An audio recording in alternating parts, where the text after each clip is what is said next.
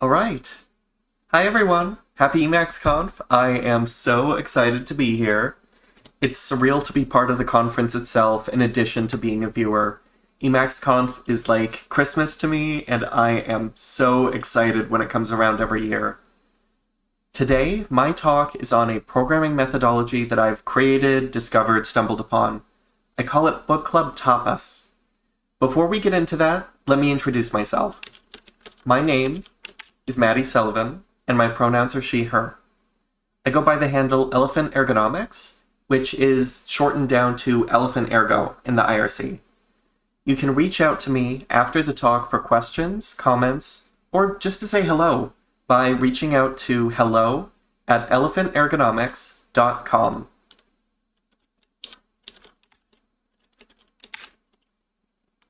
So, this software development strategy I found.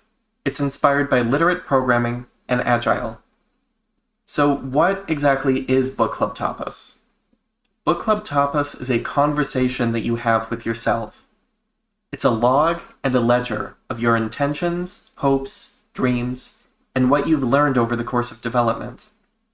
Bookclub Tapas is an oracle you can consult about the state of and the strategies behind your development process.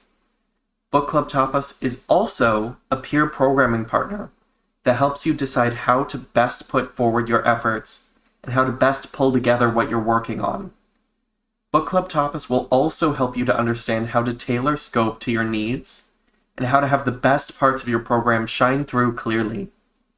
Bookclub Tapas consists of two parts, Book Club and Tapas. But what does that mean exactly, though? Book Club is a reverse literate development strategy. Book Club is a time for you to write and then read and reflect. It's like a book club, but it's for your program.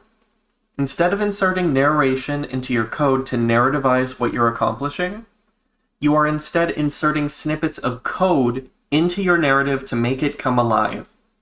So, what are we narrativizing exactly? What sort of story are we telling? Book Club is the story of you, your program, and how your efforts are allowing your program to come into the world. Software developers naturally have to wear a lot of different hats and take on a lot of different roles. We apply ourselves into a lot of different contexts. We do research, interface architecture design, mathematics, philosophy. We take in the world around us and then build abstractions to model it. We translate the abstract into the concrete, and then when we're trying to teach software how to be smart, we translate the concrete back into the abstract. I can't help but feel like so much of what makes software development difficult is just trying to remember and keep track of everything. We have to try and remember so many different implementational details. We have to remember how our own code works, how the API of our dependencies work, how relevant real-world constraints behave, what the standards lay out, and how our data structures are laid out. When we're debugging, we simultaneously have to remember how our program is currently behaving, as well as how the program ought to behave in order to get a chance to reconcile that gap. It's honestly all way too much. We need a ledger of what we're actually doing in order to stay sane. I think a really effective way to make sense of things that are complex and important is to narrativize them, to turn them into stories. This is a strategy that humans have been using for a long time. Mnemonic devices, metaphors, and drawing parallels are all different ways of doing just this. Telling stories helps us to understand things that are big and complex by grounding them in our own experience and making it fit into our scale. So, because the way that everyone naturally tells stories is going to be a little different, because the details that strike us as important and worth focusing on are going to be different for different people, I'm not going to say that there are hard and fast rules about how book club should work, because how it should work is however it best fits your needs. Different people and different projects have different backgrounds and mindsets, and I don't think it's my place to say what strategy is correct as a universal law. Because Bookclub Tapas is, after all, just something I've sort of stumbled into. Book club is intrinsically ad hoc. My providing a prescription of strategy is basically going to begin and end with the idea that you write a reverse literate document that illustrates how you've gone about writing your program. But, all of that being said, I'm going to talk about how I've laid out my book club files and why I think this is a solid place from which to get started. So my stock, off-the-shelf suggestions for just getting started is to have sections for our overarching goal, our development goals, a place for scratch work, a test suite, research, and then finally sections for variables, functions, and macros. So we have our starter kit sections. How do we go about using them? How do we get started? Well, we write them, out in our org document, but then what do we do? We start by writing what we know. We have a spark, a vision. We had the beginning of an idea of what we wanted our program to do. Alternatively, maybe we had a client lay our goals out. Either way, we have some idea of how we want our program to be shaped. Let's start by writing that down. What are we trying to do? What is our goal? After that, we're probably wondering to ourselves, okay, we have our goal, but how do we get there? That's when we start writing our development focuses. If we have bursts of intuition about what functions to write, questions that we want to answer through research, we start enumerating those every time they hit us. Our goal is to write them all down in a checklist in order to turn them from daydreams into courses of action. If we aren't having development focuses hit us right away, that's okay. If we just stare at the goal for long enough, I think it's inevitable that the muse will speak and we'll get a clear lead on a path forward. So now what?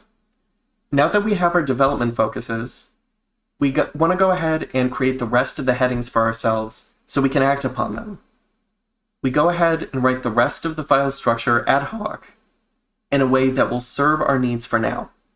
If it's not fitting us well later on, we can just go ahead and change it. There's no pressure. That's the beauty of having this all be in a plain org document. If we're doing something consistently, we probably want to have a heading for it. We'll go ahead and create homes for our variables, our functions, our macros. We'll want to create a spot for scratch work to sort of stretch our legs and lament in a stream of consciousness sort of format about how a particular piece of design ought to work.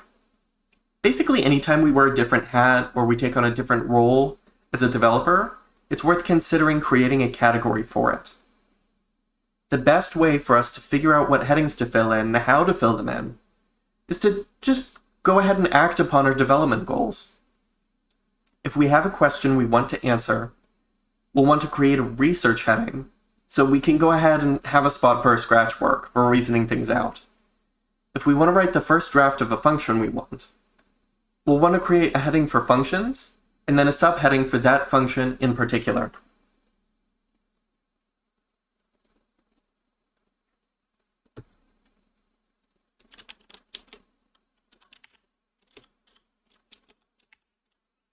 So now that we've filled in our sections, what do we do now?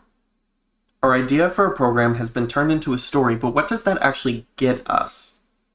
To me, a lot of what's exciting about Book Club is that novelization goes in and a peer programming partner comes out. As we loop through reviewing our document, as we scan it up and down, we're able to engage in conversationality with our past self because of how verbose we've been in our notes. We can ask our past self questions and get back answers.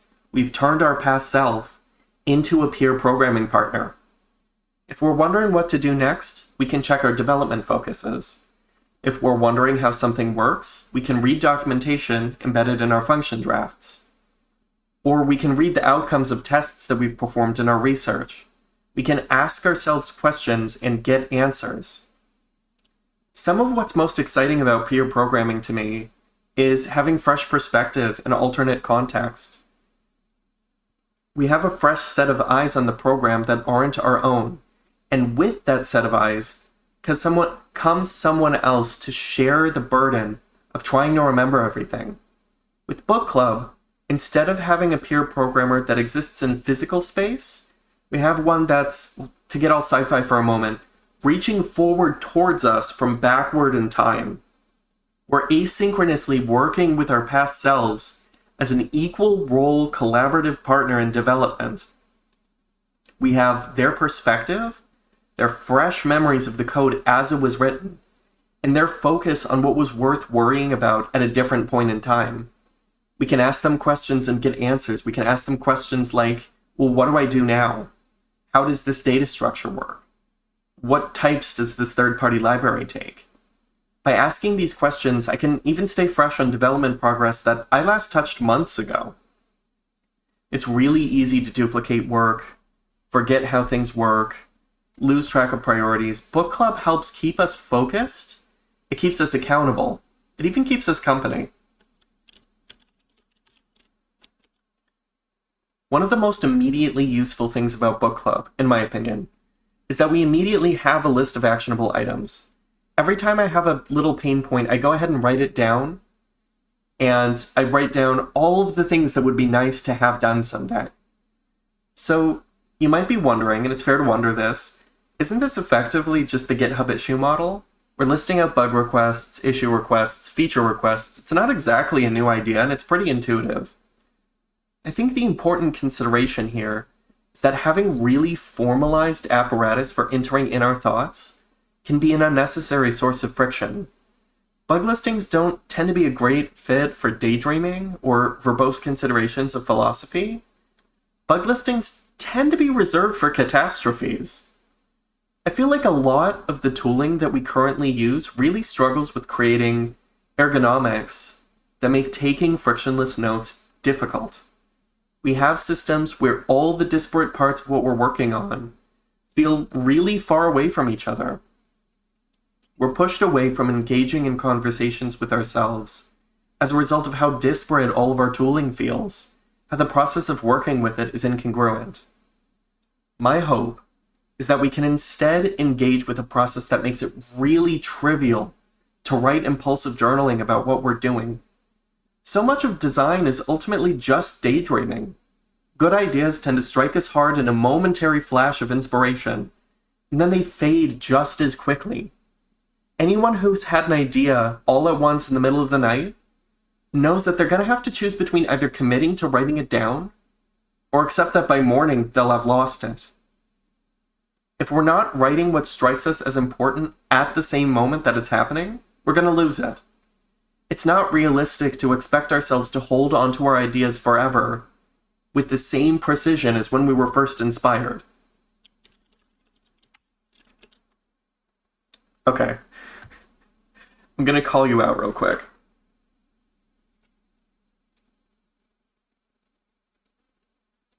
If I ask all of you, who wants to read really excellent documentation? I imagine that everyone here is raising their hand. We want code to make sense, and we want to know what the original developer had in mind. Even the original developer themselves would want this just for their own sake. I know that for me, I can even feel things becoming less fresh just after a couple months away from my code base. And that was me from a couple months ago. They're not around anymore. Now, here's the rough part. Here's what I'm really going to call you all out. Who wants to write really excellent documentation? Now, I don't know what's happening on your end, but I'm imagining crickets, silence, tumbleweeds blowing through to the horizon. It's a tough ask. It's not generally all that rewarding. If you're writing docs from scratch, a lot of it involves relearning the intentions behind crusty old code. For me, it hurts to not spend that same time implementing bug fixes and new features. It just doesn't feel like a great use of my time. Even if it's strictly for my own codebase, for my own use, it's hard to sit down and do it even when I know how much I would benefit from it. My thinking is that when you write rough, piecewise daydreaming as you go, it's so much easier to not only begin writing documentation early in your process, but also to stay consistent about not slouching into an accumulation of a backlog. So not only does writing documentation early make us more likely to keep that habit going, but it also makes the documentation we do write way more robust. When fiction meets reality, and we start writing out code that is constrained by the real world and not just our imagination, we learn that things we assumed about our design aren't going to work out in practice. And because of this, we can enter into a sort of situation akin to boiling a frog in a pot of water. Frogs don't notice that they're being boiled if the water is only heated gradually enough. We decide to adjust our design only a little bit without changing the documentation right away. Doing that once is fine, but I don't believe for a second that we're only going to do it once. We can find ourselves surprised that as time goes on, our code looks nothing like our spec, and we lose the thread of what our code was supposed to do in the first place. When we stake our intentions clearly and early, you ground yourself in them. You reduce the risk of straying from them. You have clear reference for what you want your code to do, and you reduce the risk of having its purpose shift over time. When we take turns alternating between writing code and documentation rather than acting, as having it all as one step, we risk taking turns just moving our goalpost back and forth. So we've seen how book club files get us all sorts of amazing features and practical benefits. But we might be starting to notice a pattern as we continue to engage in conversation and work with our document and watch it grow in size.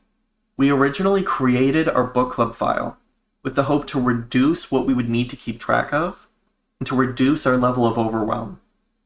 We might find that as our book club file grows, we're encountering more detail than we can practically parse, manage, and decipher intention from. It can be easy to enter into a situation where we're drowning in the breadth of our notes, and in doing so, we've recreated the same problem we originally set out to solve. Writing out every single detail helps us a lot to make sense of things at first, but then after a while, we can encounter a signal-to-noise problem when we try to make meaning from too many details. This is where tapas come in. So tapas, in Spanish cuisine, are appetizers. What's notable about tapas is that you can bring a bunch of them together to make a full meal. In the context of Bookclub Tapas, they serve a similar role. The idea is that we write flavorful libraries that together form a full program. We have a full program, but it's made from discrete modules.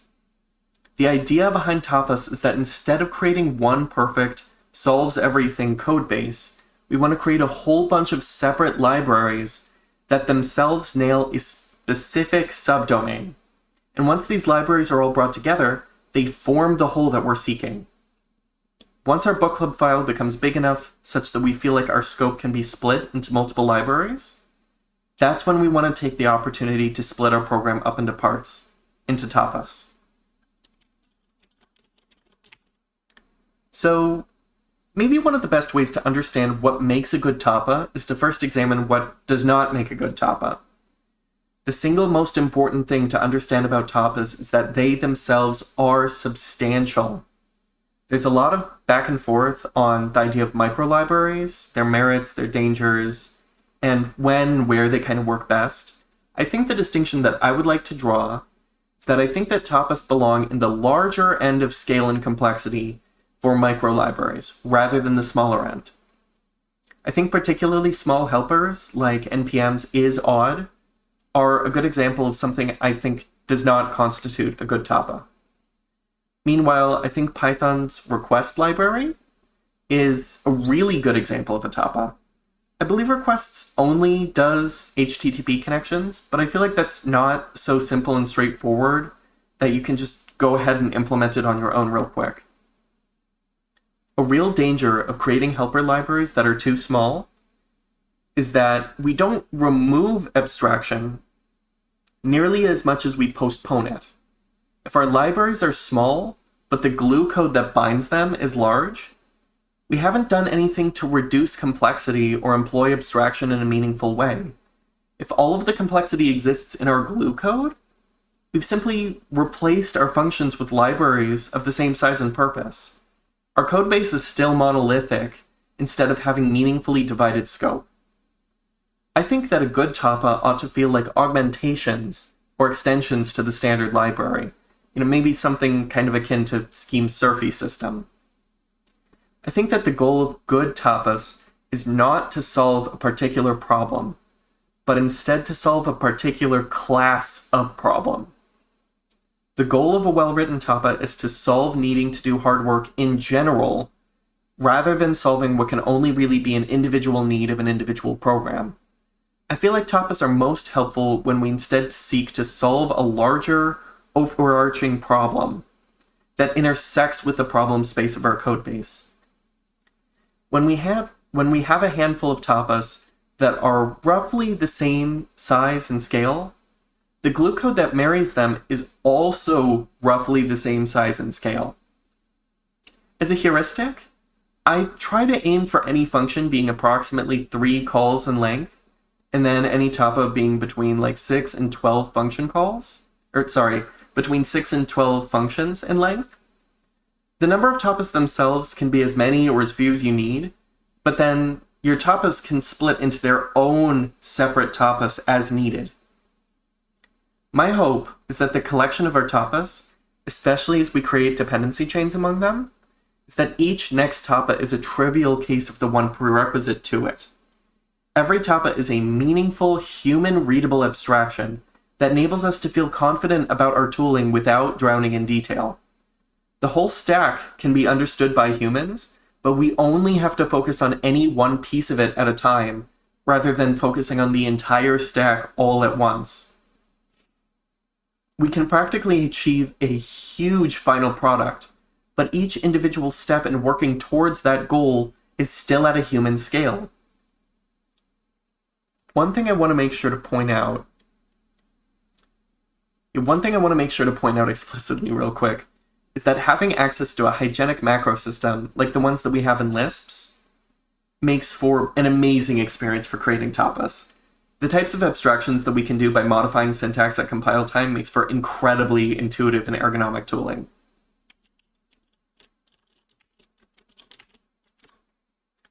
So we've talked quite a bit about what I think makes a tapa good, but I think maybe the best way to understand the concept is to have a look at the whole workflow in practice. I've been working on this currently unnamed eLisp program recently. It's a validator for the file tags lines of my org mode files. So I have org mode files under my directory, under my documents directory, organized in this hierarchical way, and the nested directories have meaningful names. I want the headers of my org files to be tagged in accordance with the sequence of the names of the directories. So I do this by having a file tags line at the top of the file, just list the path segments in order. So if I have an org file in the directory ~documents foo bar, the file tags line has the tags foo and bar. This is totally fine to do by hand.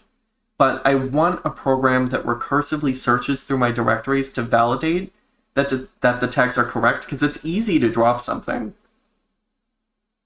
This scale of problem is actually kind of perfect for demonstrating how Bookclub Tapas work in action. We have a problem that's mostly rather simple, but it has a lot of moving pieces. We want to iterate over directories recursively. We want to do string manipulation. We want to parse buffers, and we want to edit buffers. All of these tasks are simple enough on their own, but it's deceptively easy to start tripping over ourselves when we feel like it's necessary to do all of these different things in one step. So, there are a ton of great string manipulation tools for Emacs, so that's checked off, that's done, taken care of. I'm still kind of daydreaming about writing a wrapper around some of the, Emacs standard libraries for directory traversal, just to make it a little bit nicer to work with. But the big thing that really struck me as odd is that there doesn't seem to be a great tooling for destructuring Emacs buffers beyond just chaining together a bunch of editor commands. Emacs is so buffer-oriented, I feel like it really deserves a good library for programmatic buffer destructuring. I looked around for a bit, but I couldn't really find anything. So, at the end of the day, I could definitely just grit my teeth and put my head down and just use tools that feel cumbersome to work with if I wanted to. I could write something that's good enough just for the purpose of my package, and then hide it deep inside the code base. I could absolutely do that. But I can't help but think about how after I properly write the tooling I'm missing, I'm really going to be thanking myself in terms of reduced implementational complexity, reduced bug hunting, real reusability, and ultimately really just a deep sense of pride in knowing that I took the time to do something in a way that feels right. This right here is the perfect time to split off Tapas. Anytime that we find ourselves reaching for a fictional dependency, wishing that someone had written a library like this, we can take that opportunity to remember that we are someone. We can write that library ourselves, and we deserve to write that library because we deserve to get to use it. So I'm going to briefly show a book club buffer for a program called Squint. It's the buffer destructurer that I've been talking about, and it's real. It's a wrapper around Emacs's narrowing functionality and regular expression search. It's not totally done, and we'll likely see some breaking changes, but I really like where it is. I'll be posting it in its current state on some of the big source repository sites relatively soon. I think it has a good future, which is really quite exciting, and it'll likely probably get split off into its own tapas. We'll see. No matter what, I do recommend being on the lookout for it because I think it'll be a really excellent demonstration of some of the solid ideas behind how to get rolling with Bookclub Tapas. So I have my background section where I'm basically just sort of laying out what the objective is for the program. I have my vision where I'm doing some daydreaming about how this all ought to work. I date stamp this. As you can see, it's from a while ago, but I still have the full context of all the things that I've done working on this. I listed out a bunch of ideas for different forms, for functions, macros. I did different pieces of research. Yeah, I was trying to figure out for the width restriction macro, what types does it take? And I did a whole bunch of tests to try and ultimately figure it out. Because it claims in the documentation, I believe, that it will just take any type for labels. But in my testing, that's not ultimately what I found. The results of my tests is that symbols, numbers, they work. Strings do not. I'm not sure why that is, but for my purposes, this is what I need to know. I have my development focuses here, so I have my assorted goals for different directions I want to take the program. And then lastly, I have, my functions, my macros. And this right here is the titular macro. This is the, ultimately the big meat of the program. And it's all contained, happily organized inside of my book club file. I'm quite happy with it. I think it looks really nice. So what else does Bookclub Tapas do? I don't know. It probably does a lot of stuff. Does all sorts of stuff that I don't know about yet, but this is where you come in. I'm really excited to see what people do when they take these ideas and run with them. And if you have something really cool you're doing with it, please email me and come talk to me about it. I'd love to hear about it. Again, my email is hello@elephantergonomics.com. So last, before we wrap up, I want to go ahead and give a quick plug for my services. I am an independent software engineer that has an emphasis in backend design and general automation. In particular, I have an emphasis in that really cool new generative AI thing that everyone's been talking about recently. If you have a headache, you have some sort of pain point for your small or large business, you wish you could just wiggle your nose and have disappear, come talk to me. I'll make it disappear. I love doing that. Reach out to me at hello@elephantergonomics.com. If you think that Bookclub Tapas would be a great fit for your team and your project, I'd love to hop on and help you get the ball rolling quickly. go ahead and email me at hello@elephantergonomics.com. Lastly, if you're a member of the larger Lisp community and you want to fund independent software development for things that really excite you, for passion projects that make our ecosystem richer, I'd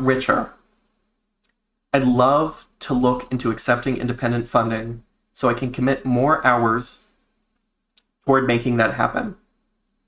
Some of the projects that I want to work on are a Python foreign function interface for Guile Scheme, a framework for rapidly creating simulation games that feels just as simple as writing Emacs configurations. Want to work on getting a full graphical web browser inside of Emacs. And I want to finish programs like Squint. These are just some of the projects I want to work on, but I need funding to do so.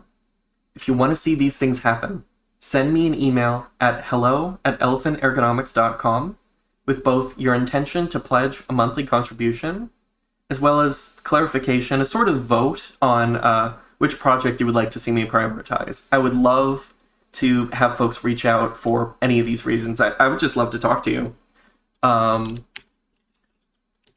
Thank you so much for watching. I really hope that the talk was interesting, and I'm really excited to see your thoughts and questions right now in the Q&A. Thank you so much for watching. Bye!